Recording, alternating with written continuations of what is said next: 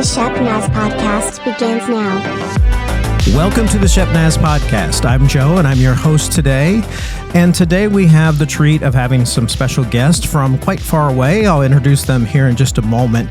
But if you're not aware, on Sundays at Shepherd, we do a segment during our services called Because You Gave. And each week we like to put a highlight on some of the ministries, even around the world, that are going on through the Nazarene Church. And so this past Sunday, we learned a little bit about the Mann family. We reached out to them. We asked them, what do you have going on in your ministry, and do you have any prayer concerns? And I was very happy to get a full list of prayer concerns that they had. And actually, they were able to come on with us today, and we're hoping to have them today and tomorrow, and we'll discuss everything going on with them a little more. So welcome in Doug and Jenn Mann. How are you today? We're doing good. Doing awesome. Thanks. And as we're talking to you, obviously we're talking to you remotely, but where are you coming from for us? Well, we're coming from Eurasia. Specifically, we're coming from an enclave of Germany inside of Switzerland, which I have named Switzermany. Switzermany, yes. Well, you know, when you mentioned this, while I was looking at the profile and so forth, and I was amazed that this place even existed. So if you could describe a little bit this area that you're in, because it's really kind of unusual. Yeah. Well, we live right on the border of both Germany and Switzerland.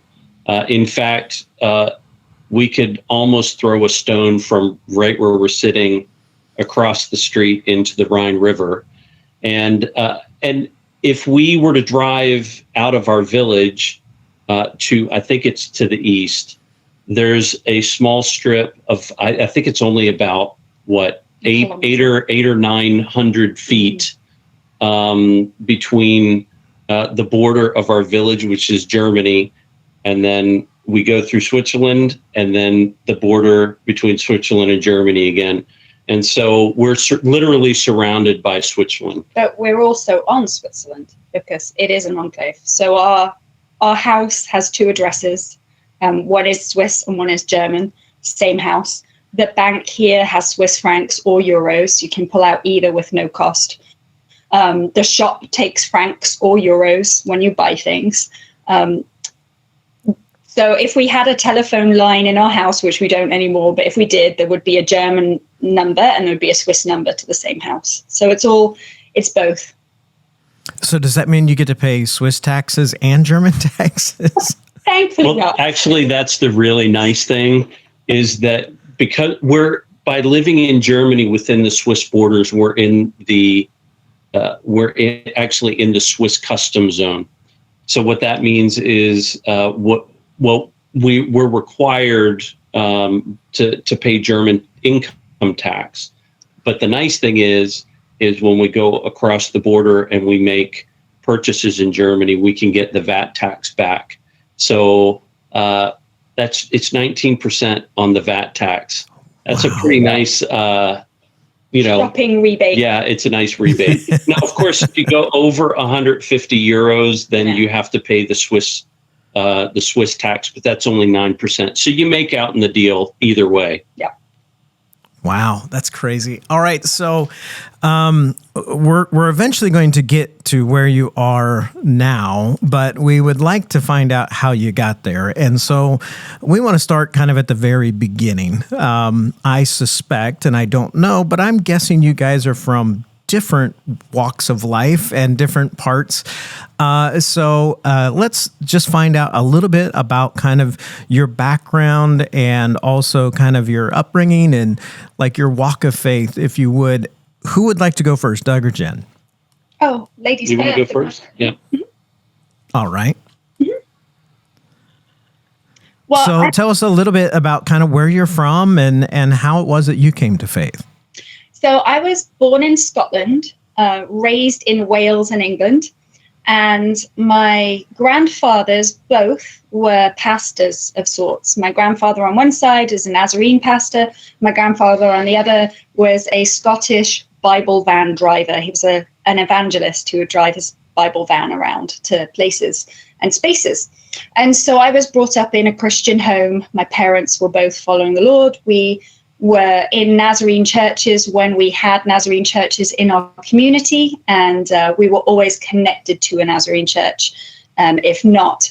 And so I grew up doing all the usual Nazarene things, like going to NYI events and being part of district events and going to the district advisory, the district assembly. All those kinds of things were part of my upbringing. I gave my life to the Lord as a young kid, and then solidified that commitment at a Sunday school camp, and then again as part of youth events.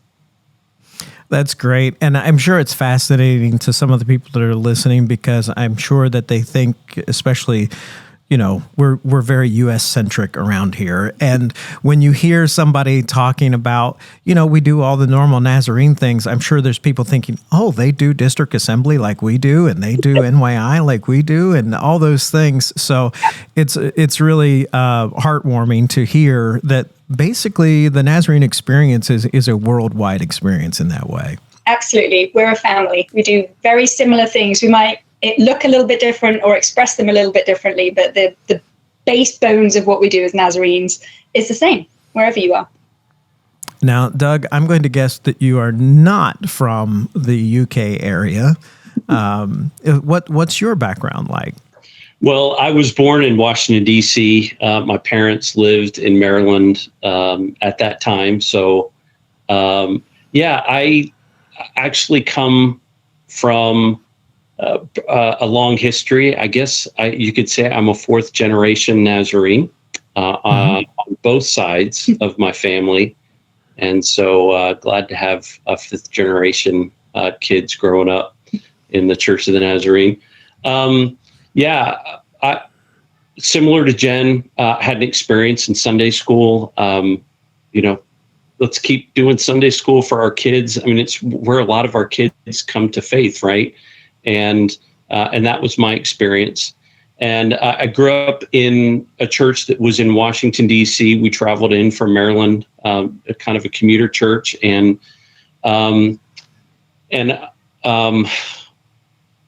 very similar to Jen. Had a very similar experience with many types of experience through kids camp and, of course, teen camps and different types of gatherings, and then other types of things locally in school. Of course, we had something called Young Life in our school that I got involved in, which was, I think, very instrumental in many ways. But obviously, church life was very key. And very thankful for God's provision in that way. In my personal walk of faith, and I've shared this to people that listen before, but I grew up as a pastor's kid, and you kind of grow up in the church, and you're involved in everything that's in the church, and then there kind of comes a point where you realize I'm not going to get this by osmosis. I'm not going to be a Christian just because everybody else around me is. There's a point at which I kind of heed to the Spirit's call myself.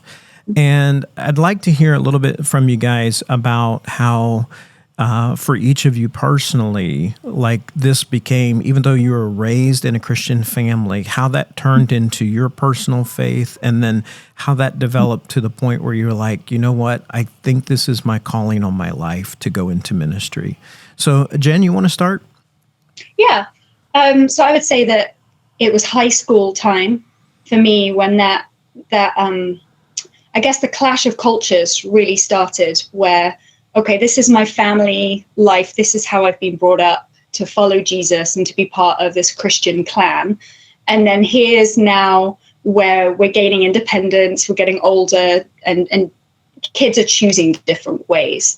And I think that's where through the leadership of a Christian union group and getting to the point where that was something that needed to be passed on, and choosing, actually, this is what I stand for. This is who I am. This is part of what is important for me, to be part of a Christian group, to be giving myself 100% to Jesus, and to be showing that in my commitments. And so from leading that group, doing other Bible studies for the church in my teenage years, that's when my commitment to ministry being part of my life became important. Cross-cultural ministry, that's a little bit different. That was something that I feel that the Lord started to call me into that very, very young. My family were actually a big NMI family. Another part of what we do is Nazarenes, Nazarene Missions International, the support of our missionaries abroad. And as my father led that ministry for our district, we would be the hosts of the missionaries that would come home. We had one British Nazarene that would come home, and then we had others who would come and visit the UK, some Americans. And through having them, hosting them in our homes, not only hearing the stories and being part of the church services that they were leading, but being able to chat with them and learn from them and be loved by them as a kid, I really felt the Lord calling me into missions. Now, I thought it was going to look a little different than the missions I'm in now. I thought I was going to go and be a nurse. And so that's what I went and trained for at university. And that I would do some kind of compassionate ministry style missions. But the Lord had used that calling and then used the training and equipping that he gave me to get me to this point. So wonderful. And how was that journey for you, Doug?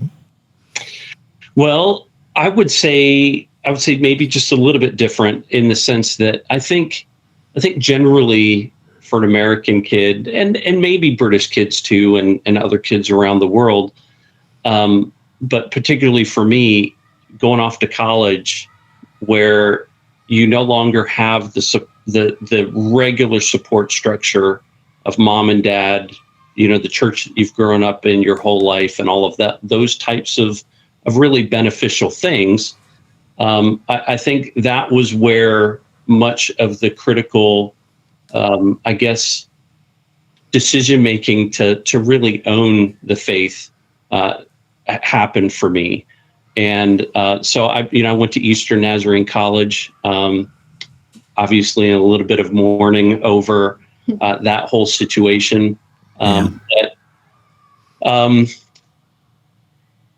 But it's really interesting because it's also, I would say that my journey towards ministry and missions in particular also started while I was in college. I didn't intend to do this, but I remember there was somebody who came in from Kansas City at one point to Eastern Nazarene College and said, I encourage some of you to do the 3-2-1 plan, do 3 weeks of the cause program, which was, the colleges and universities go out and doing mission trips, do 2 months of youth and mission, and do 1 year of volunteerism. I didn't start out intending on doing that, but that's exactly what I ended up doing. And it was through those experiences that God began to call me to ministry.